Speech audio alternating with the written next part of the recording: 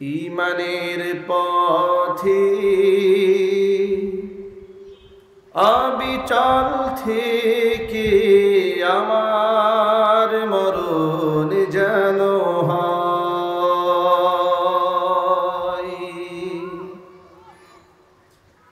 ঈমানের পথে অবিচল থেকে আমার মরণ যেন হয়।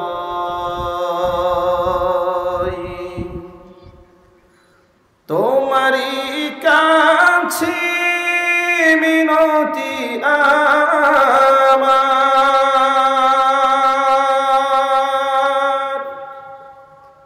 তোমারই কাছে মিনতি আমার, মহামহিম দয়াময়।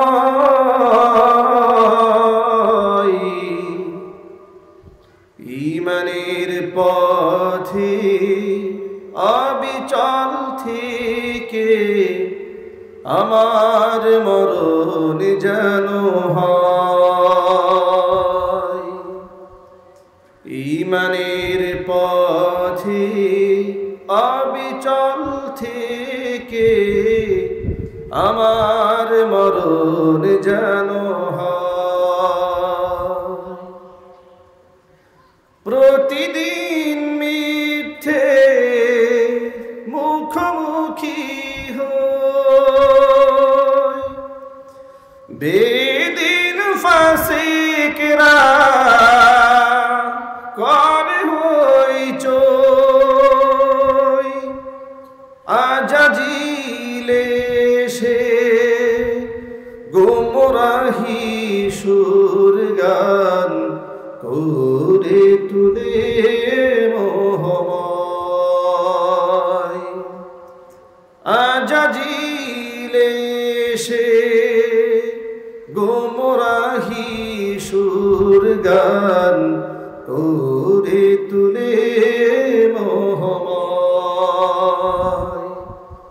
ঈমানের পথে অবিচল থেকে আমার মরণ যেন হয়। ঈমানের পথে অবিচল থেকে আমার মরণ যেন হয়। তোমারই কাছে মিনতি আমার, তোমারই কাছে মিনতি আমার, মহামহিম দয়াময়।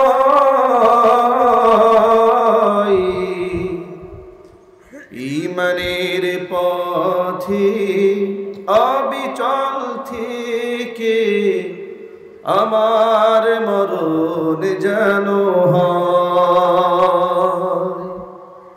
ঈমানের পথে অবিচল থেকে আমার মরণ যেন হয়। ঈমানের পথে অবিচল থেকে আমার মরণ যেন হয়।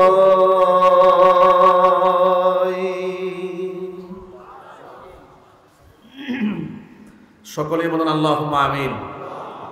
ঐতিহ্যবাহী উত্তরা 13 নং সেক্টরবাসীর উদ্যোগে আয়োজিত 7ম বার্ষিক তাফসীর কোরআন মাহফিলের শেষ অধিবেশনের সম্মানিত সভাপতি ডক্টর মুফতি ওয়ালিউর রহমান খান দামাত বারকাতুহু, খতিব গাউসুল আজম জামে মসজিদ 13 নং সেক্টর উত্তরা ঢাকা।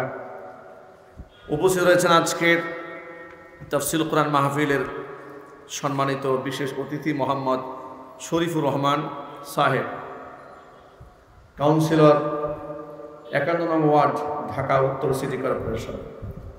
এছাড়াও আমন্ত্রিত বিশেষ অতিথিবৃন্দ, হাজারাত, উলামায়ে কেরাম, মুরব্বিয়ান এজম, অত্র এলাকা এবং পার্শ্ববর্তী এলাকার বিভিন্ন প্রান্ত থেকে ছুটে আসা দিনদরদি ইমানদার পরহেজগার মুত্তাকি মুসলিম ভাইরা, পর্দার অন্তরালে অবস্থানরত আমাদের সকলের শ্রদ্ধাভাজন পর্দানিসীন মা এবং বোনেরা, মহান আল্লাহ রাব্বুল আলামিনের দরবারে আলী শানে লাখ কোটি শুকরিয়া আদায় করছি যে মহান আল্লাহ রাব্বুল আলামিন মুসলিম উম্মার এই ক্লান্তি লগ্নে হাজারো প্রতিকূলতাকে উপেক্ষা করে শত সহস্র বাধাকে পেরিয়ে নবী করিম সাল্লাল্লাহু আলাইহি ওয়াসাল্লামের ভাষায় বেহেশতের বাগানের মধ্যে উলামায়ে কিরামের মাজলিসে কোরআন হাদিসের মাহফিলে আমাদেরকে বা ওয়াক্ত বা আজমত বা মোহাব্বত শামিল হওয়ার তৌফিক দান করেছেন। এজন্য আপনারা খুশি না বেজার? কম না বেশি? উচ্ছ্বসিত কণ্ঠে খুশি মনে মন প্রাণ উজাড় করে আল্লাহ পাকের শেখানো ভাষায় শুকরগুজার করছি। জবান ছেড়ে দিয়ে সকলে একযোগে বলছি আলহামদুলিল্লাহ। রব্বানা লাকাল হামদ হামদান কাসীরা তাইয়িবান মুবারাকান ফীহি। রব্বানা লাকাল হামদু কামা ইয়ানবাগি লিজালালি ওয়াজহিকা ওয়া আযীমি সুলতানিকা। আল্লাহ রাব্বুল আলামিন আজকের তাফসীরুল কুরআন মাহফিলকে কবুল করুন। অক্লান্ত পরিশ্রম করে এই জান্নাতের বাগান যারা সাজিয়েছেন, দূরদারাজ থেকে শোনার জন্য যারা এসেছেন, আজকের মাহফিলের ওসিলা করে আল্লাহ সুবহানাহু ওয়া তাআলা সকলকে পরিপূর্ণ হেদায়েত নসিব করুন। অত্র এলাকার সমস্ত মুর্দেগানের কবর আযাব আল্লাহ তাআলা কিয়ামত পর্যন্ত বন্ধ করে দিন। কাল হাসরের কঠিন ময়দানে এই আয়োজন আল্লাহ তাআলা আমাদের সকলের নাজাতের জারিয়া হিসেবে কবুল করেন। সর্বোপরি কোরআন এবং সুন্নাহ থেকে ফায়দামন্দ আলোচনা করার, শোনার এবং সেই অনুযায়ী আমল করার তৌফিক আল্লাহ তাআলা আমাদের সকলকে দান করুন। মুহাব্বতের সাথে সকলেই পড়ুন আল্লাহুম্মা বারিক লানা ফি রজবা ওয়া শাবান ওয়া বাল্লিগনা রমাদান। আল্লাহুম্মা বারিক লানা ফি রজবা ওয়া শাবান ওয়া বাল্লিগনা রমাদান। আল্লাহুম্মা আমিন। কোরআনে কারীমের তাফসীর মাহফিলে আপনাদের সামনে দেশের বরেণ্য মুআজ্জাজ হযরত আপনাদের সামনে কথা বলেছেন। হাফেজ মাওলানা হাসান জামিল দামাত বারাকাতুম কথা বলেছেন। মুফতি হাবিবুল্লাহ মাহমুদ কাসেমি দামাত বারাকাতুম তিনি আলোচনা পেশ করেছেন। সুলতানুল ওয়াইজিন মাওলানা খালেদ সাইফুল্লাহ আইয়ুবী দামাত বারাকাতুম তিনিও কথা বলেছেন এবং শেষ পর্যন্ত তিনি আবার আসবেন ইনশাআল্লাহ। এত বড় বড় ওলামায়ে কিরাম আপনাদের সামনে এত দামি দামি কথা বলেছেন। আমি হচ্ছি তাদের মধ্যে সবচেয়ে নগণ্য এবং ক্ষুদ্র মানুষ। অনেক দামি কথা হওয়ার পরে আমার কথাটা নিশ্চয়ই ক্ষুদ্র বলেই হবে বলে আমি মনে করি। এরপরেও হেদায়েত দেওয়ার মালিক পৃথিবীর যেহেতু মানুষ নন, হেদায়েতের মালিক কে? আরো জোরে বলুন। আল্লাহ সুবহানাহু ওয়া তাআলা হেদায়েত দেওয়ার মালিক। আমরা আল্লাহর কাছে দোয়া করছি আল্লাহ পাক যেন আল্লাহর পক্ষ থেকে এমন কিছু কথা আমাদের জবান থেকে বের করেন যে কথাগুলো শুনলে, যে কথাগুলো মানলে আমাদের জীবনটা আলোকিত হয়। যদি বলুন না আমিন। আল্লাহ রাসূল সাল্লাল্লাহু আলাইহি ওয়াসাল্লাম সমাজ পরিবর্তন করেছিলেন কোরআনের মাধ্যমে। কিসের মাধ্যমে? কোরআন মাজিদের মাধ্যমে। এমনকি বর্তমান সমাজের মধ্যে আমরা যত প্রকারের অন্যায় অপকর্ম দেখি, কোরআন নাজিল হওয়ার প্রাককালে তৎকালীন যুগের অবস্থা এর থেকে অনেক অনেক শোচনীয় অবস্থা ছিল। এমন একটা অন্ধকার সমাজের মধ্যে আল্লাহ পাক কোরআন নামক দৌলত মানুষকে উপহার দিয়ে গোটা পৃথিবীর মধ্যে সর্বশ্রেষ্ঠ যুগ, কোরআনের যুগ আল্লাহ পাক বানিয়ে দিয়েছিলেন। নবী করিম সাল্লাল্লাহু আলাইহি ওয়াসাল্লাম বলেছেন, খায়রুল কুরুনি কারনি, সর্বশ্রেষ্ঠ যুগ হচ্ছে আমি মুহাম্মদ সাল্লাল্লাহু আলাইহি ওয়াসাল্লামের যুগ। সুম্মাল্লাযীনা ইয়ালুনাহুম সুম্মাল্লাযীনা ইয়ালুনাহুম, এরপরে মুহাম্মদ সাল্লাল্লাহু আলাইহি ওয়াসাল্লামের যুগের কাছাকাছি যেই যুগটা, পরের যুগের তুলনায় সেই যুগটা ভালো। এভাবে আস্তে আস্তে পৃথিবীবাসী অধঃপতনের দিকে এগিয়ে গেছে।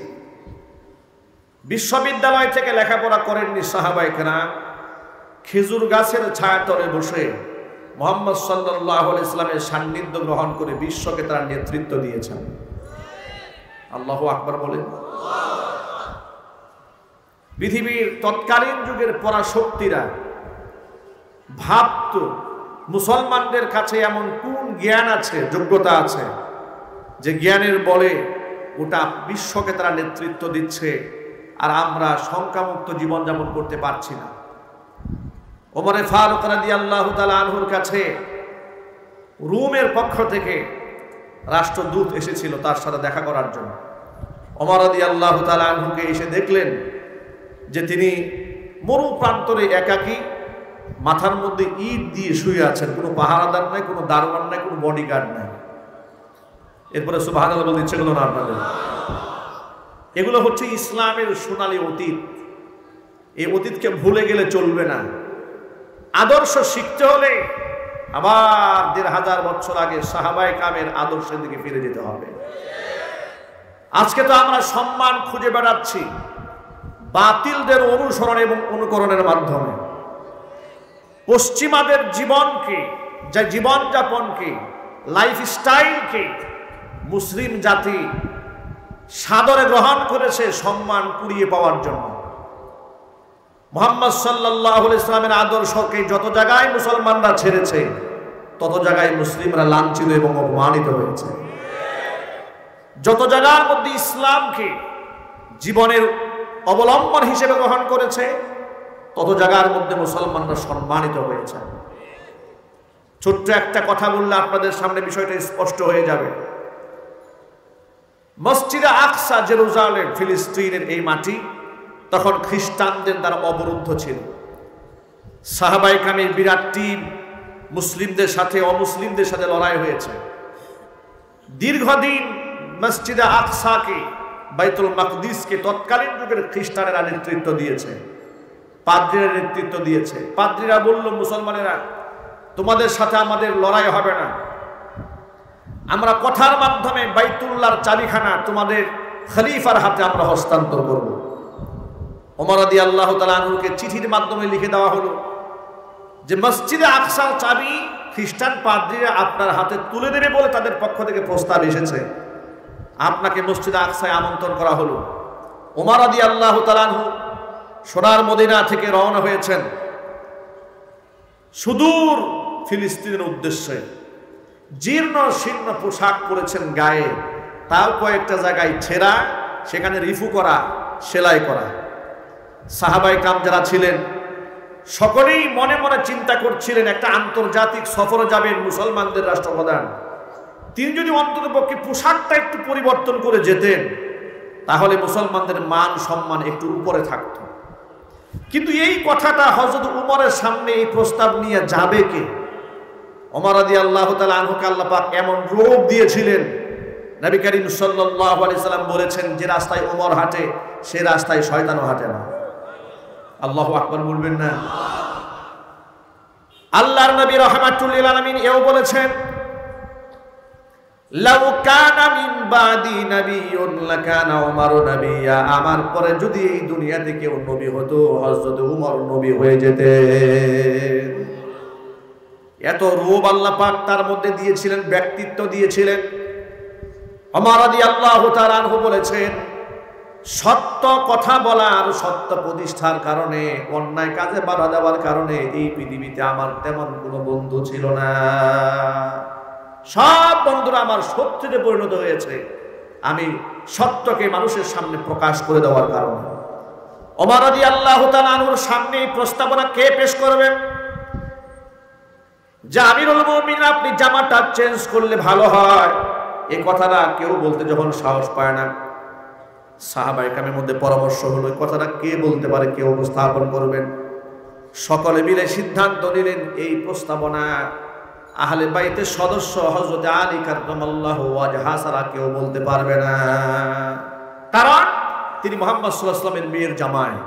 সেই হিসেবে আলীর একটা গ্রহণযোগ্যতা ওমরের কাছে আছে, নিশ্চয়ই তিনি তার কথাকে মান্য করবেন।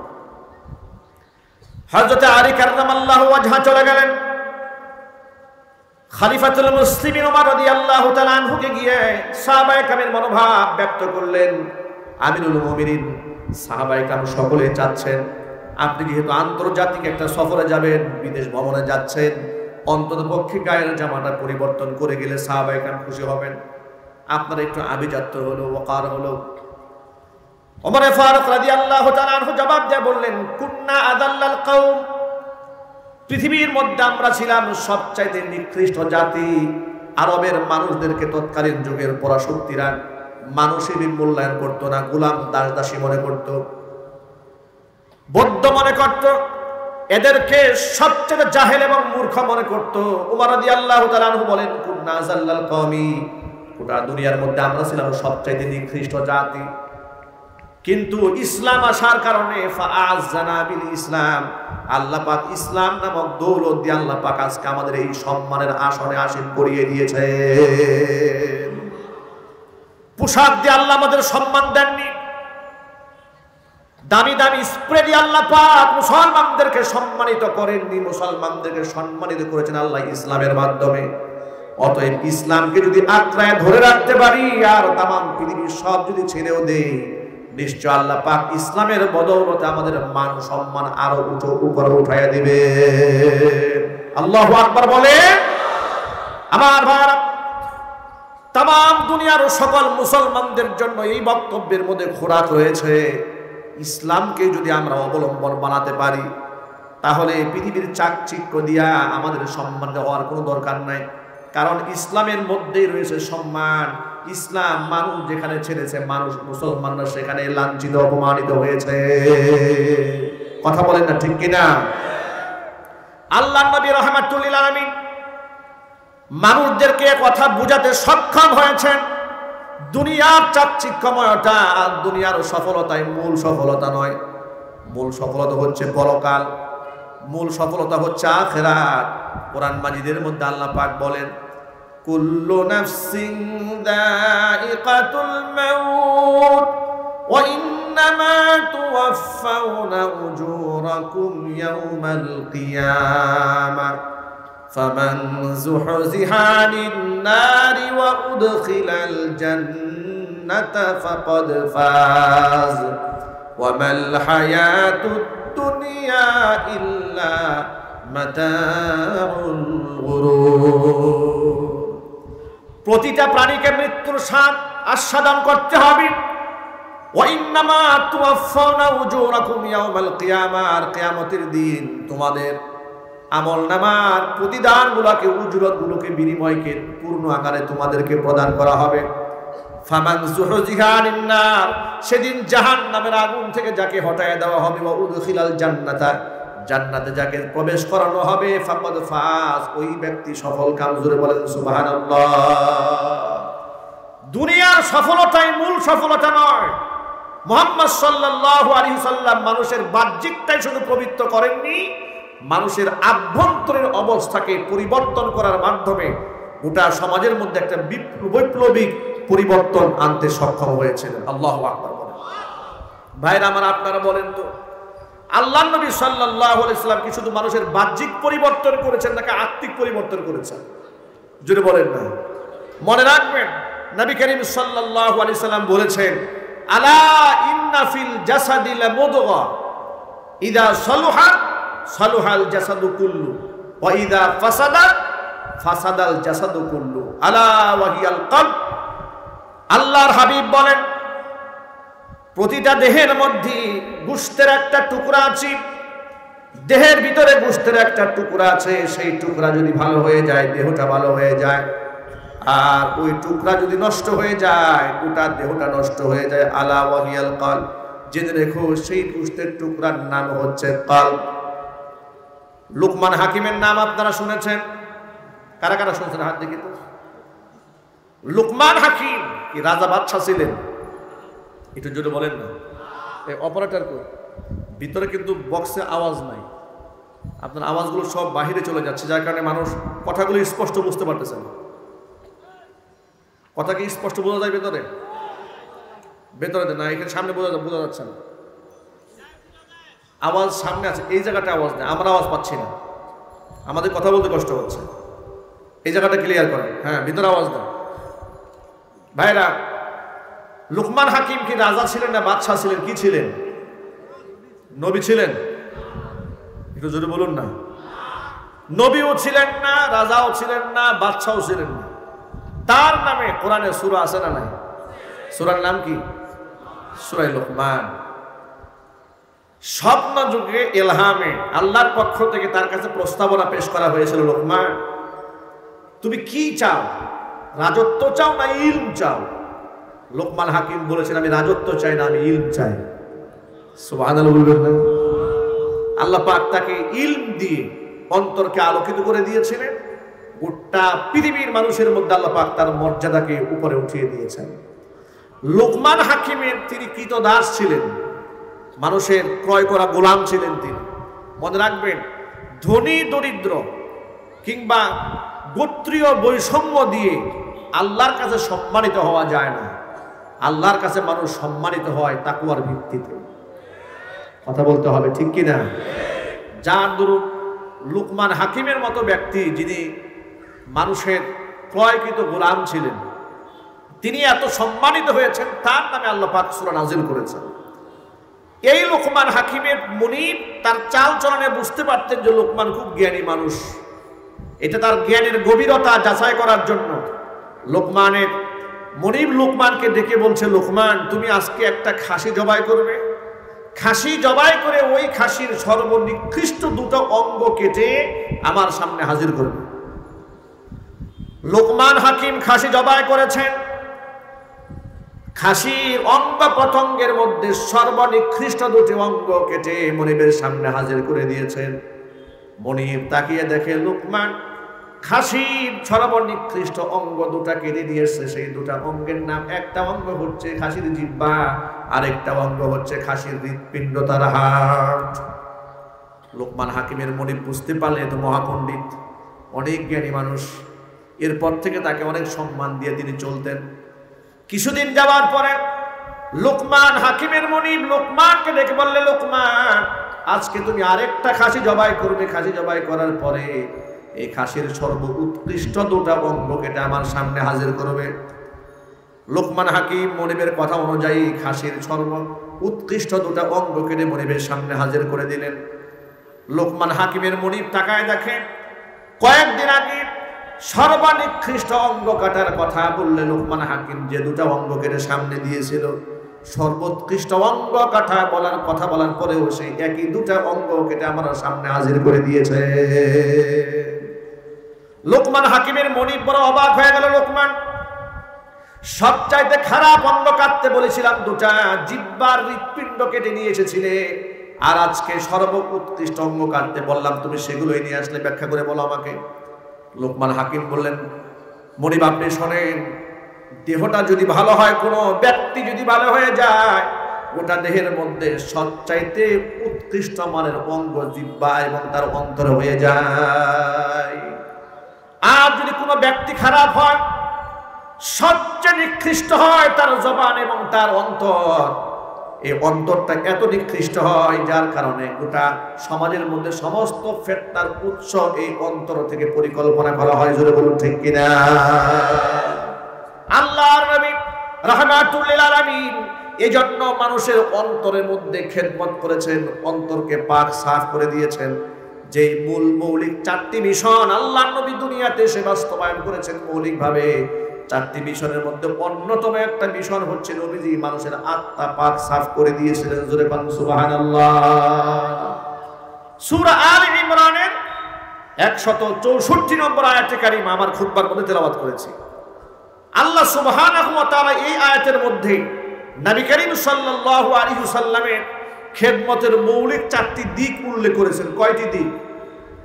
আল্লাহ পাক বলছেন, লক্ষ্য করেন, লাকাদ মান্নাল্লাহু আলাল মুমিনিনা ইয বা'আসা ফীহিম রাসূলাম মিনহুম ইয়াতলু আলাইহিম আয়াতিহি ওয়া ইউযাক্কিহিম ওয়া ইউআল্লিমুহুমুল কিতাবা ওয়াল হিকমা ওয়া ইন কানু মিন ক্বাবলু লাফী দালালিন মুবিন। আমার আল্লাহ পাক বলেন, লাকাদ মান্নাল্লাহু আলাল ব্যক্তিদের উপর আমি আল্লাহ পাকের বড় একটা করুণা হলো, দয়া হলো। কার দয়া? জোরে বলেন, সবাই একটু বলেন না, কার দয়া? আচ্ছা, আল্লাহর কি পরিমাণ দয়া আমাদের উপরে আছে এটা কি গণনা করে কোনো শেষ করা সম্ভব? আল্লাহ পাক যেখানে বলেছেন ওয়া ইন তাউদ্দু নি'মাতাল্লাহি লা তুহসুহা, আমার নিয়ামত যদি গণনা করতে শুরু করে দাও, গণনা করে তোমরা শেষ করতে পারবে না। এত নিয়ামত যে আল্লাহ পাক আমাদের জীবনকে ধন্য করে দিয়েছেন।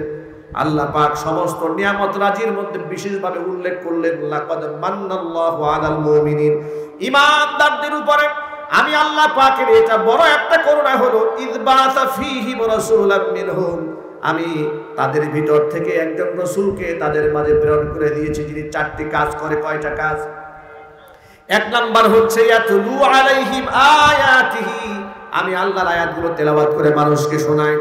ওয়া ইউযাক্কিহিম, তাদেরকে আত্মশুদ্ধি করে। ওয়া ইউআল্লিমুহুমুল কিতাবা, তাদেরকে কিতাব শিক্ষা দেয়। ওয়াল হিকমাতা, প্রজ্ঞা শিক্ষা দেয়। ওয়া ইন কানু মিন ক্বাবলু লাফি যালালিম মুবিন, যদিও তারা ইতোপূর্বে এই মানুষগুলো সুস্পষ্ট গুমরাহির মধ্যেই ডুবেছিল। সুস্পষ্ট গুমরাহির মধ্যে ডুবে থাকার পরে আল্লাহর নবী সাল্লাল্লাহু আলাইহি সাল্লাম তাদেরকে শিক্ষা দিয়েছেন কোরআন, শিক্ষা তাদেরকে ছড়িয়েছেন আল্লাহ পাকের কোরআনে কারীমের তিলাওয়াত, আত্মশুদ্ধি করেছেন। মনে রাখবেন, আজকে সমাজের মধ্যে যত প্রকার হিংসা, বিদ্বেষ, মারামারি, জিজ্ঞাসা, পরশ্রীকাতরতা, রিয়া, সুমার, যত কিছু তৈরি হচ্ছে, সব কিছুর মূল উৎস হচ্ছে অন্তর। কথা বলতে হবে, ঠিক কিনা? গত দুদিন আগে মাহফিল করেছি নারায়ণগঞ্জের বন্দরে। সেখানে বাড়ির সামনে সামান্য ড্রেন করাকে কেন্দ্র করে আপন চাচাতো ভাইদের সাথে ঝগড়া হয়েছে।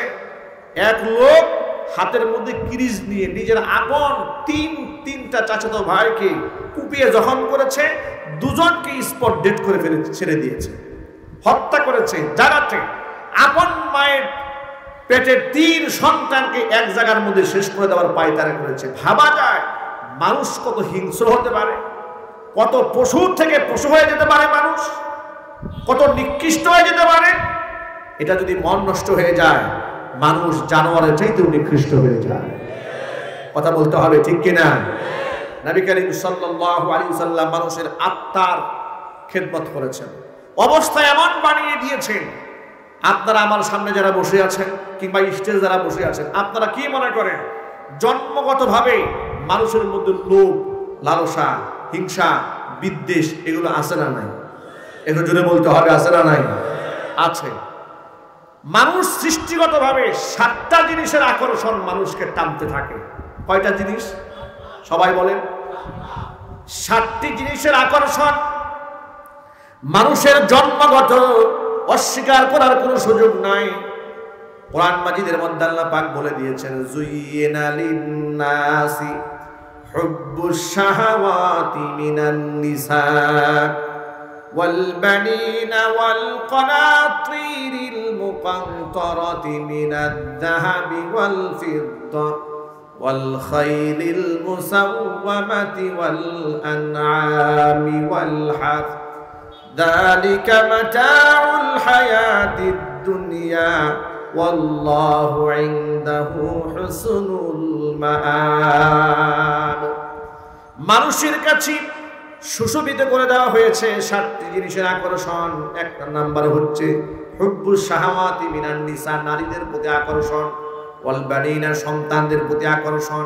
ওয়াল কানাতিরিল মুকানতারাতি মিনাজ যাহাবি ওয়াল ফিদ্দা, রাশি রাশি স্বর্ণ রূপার প্রতি আকর্ষণ।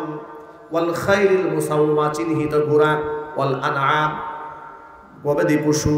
ওয়াল হারসি, খেত খামার, জমি জামা, এগুলার প্রতি আকর্ষণ মানুষের জন্মগত। তবে মনে রেখো, যালিকা মাতাউল হায়াতিদ দুনিয়া, এগুলো সব হচ্ছে দুনিয়ার সামগ্রী। ওয়াল্লাহু ইনদাহু হুসনুল মাআব, আসল উত্তম উত্তম বাসস্থান আমি আল্লাহর কাছে রয়েছে। কার কাছে রয়েছে? যদি বলুন না, কার কাছে? আল্লাহর কাছে রয়েছে। আল্লাহর নবী সাল্লাল্লাহু আলাইহি সাল্লামকে আল্লাহ পাক বলতে বললেন, নবীজি আপনি মানুষদেরকে বলেন, কুল আউনাব্বিউকুম বিখাইরিম মিন যালিকুম, সৃষ্টিগতভাবে তোমাদেরকে যে সমস্ত আকর্ষণে টানে, এগুলা তো সীমিত সময়ের আকর্ষণ। আজকে যে নারীর প্রতি আকর্ষণ হচ্ছে, সেই নারী যখন বয়স সন্ধিক্ষণে পৌঁছে যায়, তার যৌবনের প্রতি কারো কোনো আকর্ষণ থাকে না। এটা যদি বলুন না, ঠিক কিনা? 90-এর দশকের ফিল্ম স্টার তারকা মহিলা 21শ শতাব্দীতে এসে তার পয়সার কোনো মূল্য নাই। যদি বলেন না, ঠিক কিনা বলেন? এখানে যারা মুরব্বীরা বসে আছেন, যৌবনকালে তারাও একসময় খুব সুঠাম দেহি ছিলেন, তাদের পিছনেও মেয়েদের লাইন থাকতো। যদিও যুবকরা এটা মনে করে যে মেয়েদের লাইন বলে ফেলে আমাদের পেছনে আছে, বিষয়টা কিন্তু তা নয়। যুগ যুগ ধরে এটা চলে এসেছে, কিন্তু এগুলো ক্ষণস্থায়ী, একটা সময় এগুলো শেষ হয়ে যায়। আল্লাহ পাক হুজুরের মাধ্যমে মানুষকে শিখিয়েছেন, কুল নবী আপনি বলেন, আউনাব্বিউকুম বিখাইরিম মিন যালিকুম, তোমাদেরকে ক্ষণস্থায়ী জীবনের যে আকর্ষণ তোমাদেরকে টানে, এর থেকে উত্তম একটা জায়গার কথা আমি তোমাদেরকে বলবো, তোমরা শোনো। তাহলে আল্লাহ বলছেন, লিল্লাযীনা তাকাও, যারা পরহেজগার তাদের জন্য রয়েছে ইনদা রাব্বিহিম, তাদের রব আমি আল্লাহর কাছে, জান্নাতুন তাজরি মিন তাহতিহাল আনহারু খালিদিনা ফিহা আবাদা। আল্লাহ সুবহানাহু ওয়া তাআলা বলছেন, মুত্তাকীদের জন্য তাদের রব আমি আল্লাহর কাছে রয়েছে এমন জান্নাত, যে জান্নাতের পাদদেশ দিয়ে প্রবাহিত হয় প্রস্রবণ, নদী নালা, খাল বিল। সুবহানাল্লাহ বলেন। এই যে দেখেন, আধুনিক সিটির মধ্যে লেক থাকে, লেক আছে না, লেক সিটি, এই আইডিয়াটা মানুষ পেয়েছে কোরআন থেকে। সুবহানাল্লাহ বলেন। লেক থাকার যে আইডিয়াটা মানুষ কোথা থেকে পেয়েছে? কোরআন থেকে। জান্নাতের নহর থাকবে, লোকেরা এটাকে ফলো করে লেক সিটি বানিয়েছে। আল্লাহ পাক এরপরে বলছেন মানুষ জান্নাতে থাকবে চিরদিন, এমনকি জান্নাতের মধ্যে এমন রমণী থাকবে, আজওয়াজুম মুতাহহারা, পবিত্র রমণী আল্লাহ পাক জান্নাতীদের জন্য রেখে দিয়েছেন। সুবহানাল্লাহ। পরকালমুখী মানুষের আকর্ষণ সৃষ্টি করে দুনিয়ার আকর্ষণকে নবী করিম সাল্লাল্লাহু আলাইহি ওয়াসাল্লাম শেষ করে দেওয়ার কারণে সাহাবায়ে কেরাম দুনিয়ার 4 পয়সা মূল্য দেন নাই, যেটা নিয়ে আমরা সকলে পড়ে আছি, খুব মাতামাতি করছি পৃথিবী নিয়ে।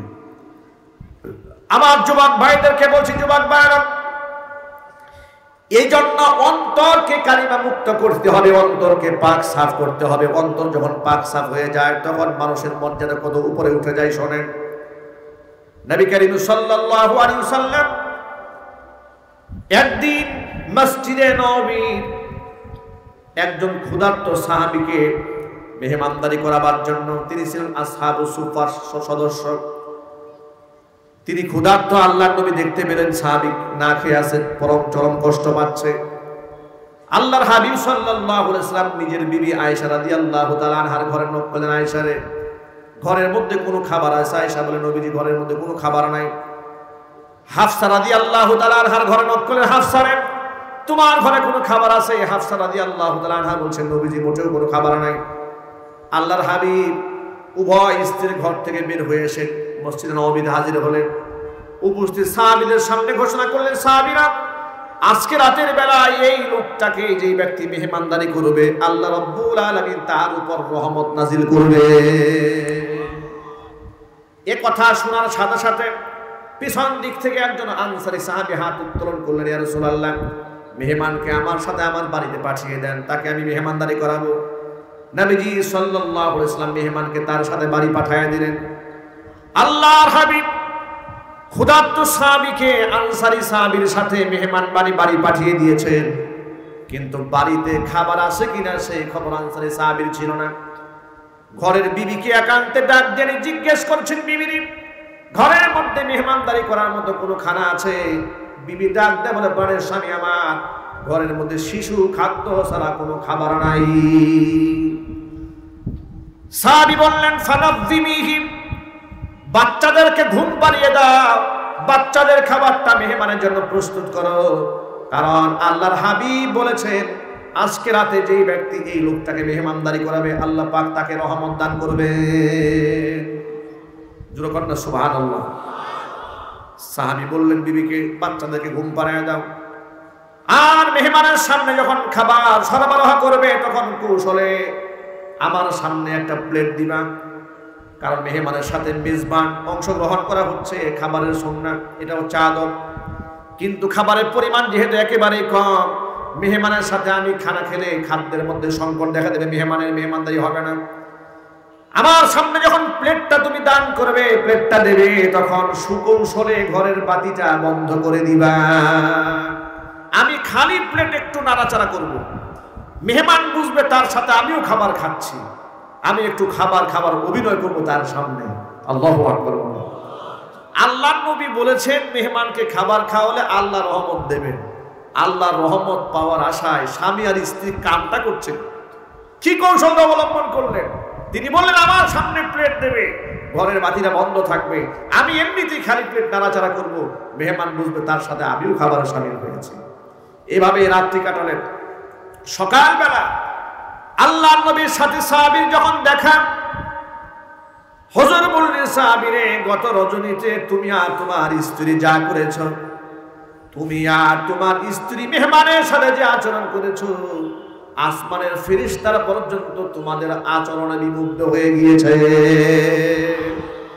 আল্লাহর পক্ষ থেকে জিবরীল মারফত আল্লাহ পাক কোরআন কারীমের আয়াত আল্লাহ পাক নাযিল করে দিয়েছেন। আল্লাহ পাক এই ব্যাপারে বলেন, ওয়া ইউথিরুনা আলা আনফুসিহিম ওয়ালাউ কানা বিহিম খাসাসা ওয়া মান ইউকা শুহ্হা নাফসিহি ফাউলাইকা হুমুল মুফলিহুন। আল্লাহ পাক বলেন, ওয়া ইউসিরুনা আলা আনফুসিহিম ওয়ালাউ কানা বিহিম খাসাসা, নিজেদের মধ্যে ক্ষুধা দারিদ্রতা থাকার পরেও যারা নিজের উপর অন্যকে প্রাধান্য দেয় তারাই হচ্ছেন সাহাবায়ে কেরাম। ওয়া মান ইউকা শুহ্হা নাফসিহি, প্রাকৃতিকভাবে মানুষ যে লোভ এবং লালসায় জড়িয়ে থাকে, সেই লোভ থেকে যে ব্যক্তি বাঁচতে পারে, ফাউলাইকা হুমুল মুফলিহুন, তারাই তো সফল কাম। চিল্লায় বলেন সুবহানাল্লাহ।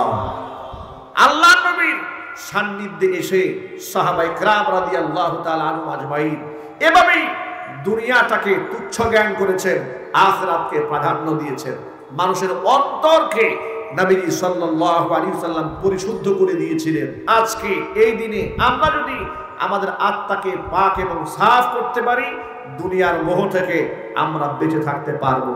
আমরা কি অন্তরকে পাক সাফ করতে রাজি আছেন ইনশাআল্লাহ? যদি বলুন না ইনশাআল্লাহ।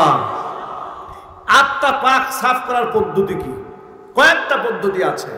এক নাম্বার হচ্ছে আলা বিযিকরিল্লাহি তাতমাইন্নুল কুলুব, আল্লাহ পাকের জিকিরের মাধ্যমে অন্তরাত্মা পাক হয়ে যায়। কোন সুবহানাল্লাহ। আল্লাহ পাকের জিকির সকাল সন্ধ্যা তাসবিহাত গুলো অধিক হারে পাঠ করার ব্যাপারে কোরআন মাজিদের নির্দেশনা এসেছে। ইয়া আইয়ুহাল্লাযীনা আমানু যিকুরুল্লাহা যিকরান কাসীরা ওয়াসাব্বিহুহু বুকরাতাও ওয়া আসীলা।